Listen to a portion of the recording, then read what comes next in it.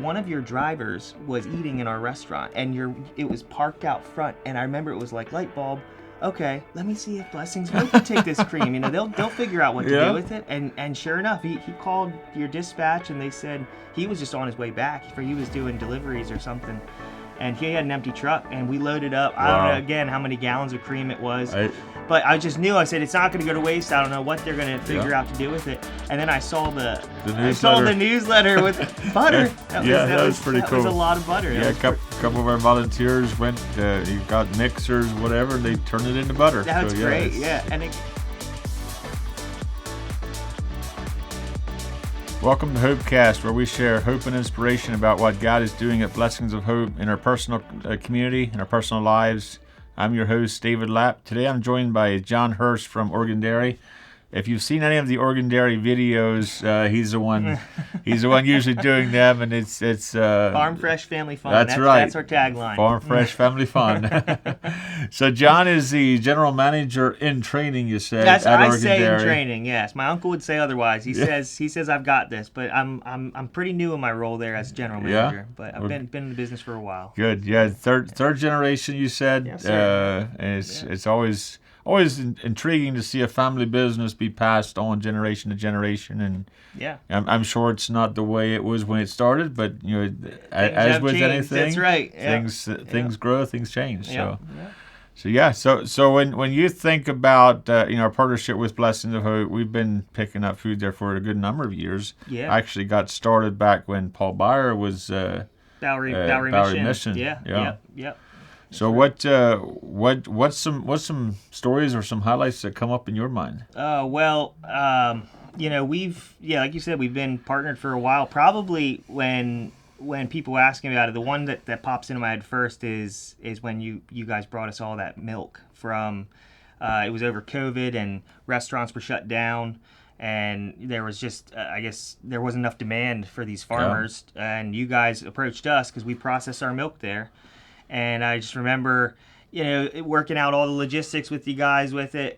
But we from point A to point B was pretty smooth. And before you know it, you guys backed up. And we had I don't know how many gallons it was hundreds of gallons of milk that, were just, not wasted. Yep. And because we were able to process it and we were happy to do it. We were kind of in the boat too. We had, our restaurant was shut down. So we had some folks looking for help, wanting work.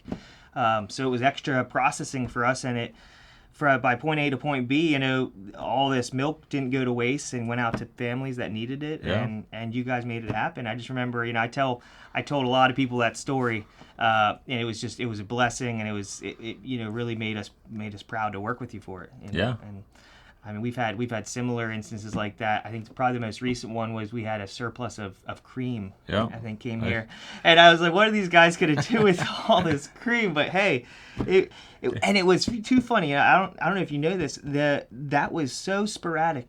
One of your drivers was eating in our restaurant, and it was parked out front. And I remember it was like, light bulb. Okay, let me see if Blessings Hope can take this cream. They'll figure out what to do with it. And sure enough, he called your dispatch, and they said he was just on his way back, for he was doing deliveries or something. And he had an empty truck, and we loaded up. I don't know, again, how many gallons of cream it was. But I just knew, I said, it's not going to go to waste. I don't know what they're going to figure out to do with it. And then I saw the newsletter with butter. That was pretty cool. That was a lot of butter. Yeah, a couple of our volunteers went, you got mixers, whatever, and they turned it into butter. That's great, yeah. And again, it was just I can't imagine how you did that on a whim. With that, it was a phone call, and probably from, I bet it was less than 24 hours, you guys had butter made. That was really, really cool. And it's always interesting for me to see our team just step in hey, we could do this, and then they own the project and they make it happen, and it's just incredible to see that happen. Figure it out. That's great. I mean, I think that's really what sets you guys apart. We work with a couple other local food banks as well, and we always have and probably always will. But I think probably 5 out of our days of the week are pretty much through going to you guys now, and a lot of that probably has to do too with just for our operation, consistency is key. Yep. And it keeps things consistent, and you don't want the food going staler than it needs to. Yep. So Yeah, that's over the years, that's one thing that we've learned working with people like you guys is if we can be there when you need to get rid of it, there's you build that relationship, and Yeah. that's really been key for us too. And it's just a phone call away is great.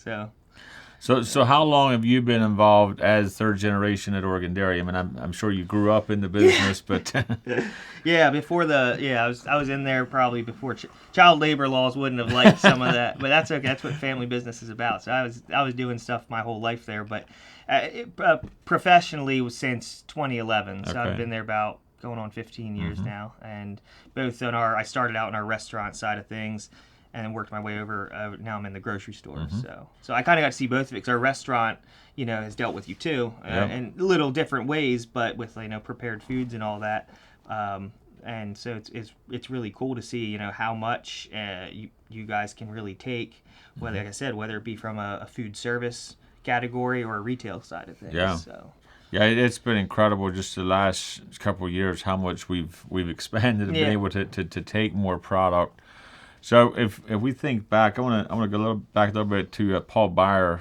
Were you involved when Paul was coming in there, or was that after? That was more. After? I was there. I would have been more on the restaurant side of things, but I remember Paul. Yeah. Bowery Mission always rings a bell in my head. And you still see some of the logos out there on the trucks. Well, they actually have a warehouse in our we share a warehouse with them there at Becker Road. Oh, do you really? They have an employee on site there that has an office. Okay. They have a truck there. They work out of our warehouse. Okay. Yeah. They've kept that relationship going with Bowery. It's been very great. Good, great. Yeah, they did great work too, and I didn't know Paul that well. I mean, I didn't. But Paul was pretty huge in us getting started early on, and just helping learn the ropes, and even after he couldn't drive, Aaron would usually pick him up, take him out for the morning pickups and stuff, and just made it.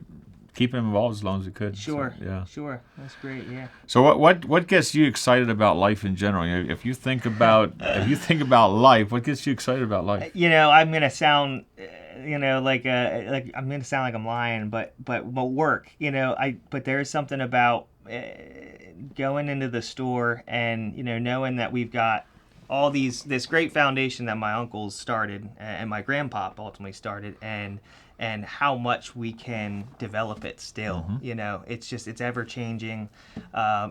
We've this past year now we have a fresh made sushi bar. That because sushi is in a grocery store thing. You asked me 10 years ago, if you'd ever have a sushi chef in a grocery store cutting up fresh sushi every day, I'd say you're crazy. You know, and it's so. I mean the industry is ever changing. Even as far as now with online, with groceries being ordered online. So it's just exciting. I think what really gets me going is knowing I can come into a place with a great team, that I enjoy working with. It's hard to find that in some industries, But just knowing that things are just going to constantly be different, and that's what we do. We're developing and learning just. And what about your family farm days? How's that? Are you involved in that as well, or is that more about over on the farm side? The planning aspect of it especially is really all farm. I'm the kind I say I show up and shut up sort of, but I'm in charge of the parking for that. Yeah. So I had a parking crew of 7 people because we got about this year I think we estimate roughly 10,000 people from Tuesday to Thursday for all 3 days. So. Someone has got to take care of those cars and get them off 272 pretty quick. Get them in and get them out. Yeah, you don't want a backlog of traffic on 272 for that event. Yeah. So that's basically my job, and then I'm not as much involved with the planning. The farm really handles that. Okay. And they do a great job. They work with the Ag Council and help get the volunteers and the vendors, and it's a really cool event. I was talking to a camera guy here actually before Chris. Sorry, Chris. Before, and I was telling him about it, and it's I don't think as many people realize that it's not for profit. In fact, some of my cohorts and my colleagues in other stores say, "Oh, you guys must make a ton of money over that time," and I say, "We really don't. It's community based. The proceeds go to the Ag Council, and it's all about, we call it agritainment. How to have fun in agriculture and learn about it at the same time." And so, we really keep it community based. It's not for going out making money on it. It's just And that's what we're about. And that's, I think, again, there's another part of our values that really line with Blessings of Hope, and that's why actually making an impact on the community that we can be an influence to who God called us to be. Absolutely. That's it. That's what we want to be a part of. All right, we're going to wrap it up here. Anything you want to share before we wrap it up yet? No, I don't think so. I really appreciate the opportunity for this and for me to share. Farm Fresh Family Fun. Fresh Family Fun. I know if you want to sign off with me, should we do it together? Oh, we can at the end. I'll say all right. Yeah, at the end we'll do it. Yeah, we'll do that at the end. I like that. But thanks for having us, and we just really appreciate the partnership. Thank you for what you guys do. We appreciate it as well. So, thanks for joining us today on Hopecast. I'm David Lapp, your host and CEO at Blessings of Hope. To learn more about Blessings of Hope and how we serve the community, check out our website, blessingsofhope.com. God bless you, and remember that you can bring hope to the people that you meet every day. That's right. And all right. And to me, from you, from Oregon Dairy, we've always have Farm Fresh Family Fun. Thank you. Thanks, David. Thank you for watching this episode of Hopecast. We hope you enjoyed it. Check out all the links in the description below, and don't forget to like and subscribe.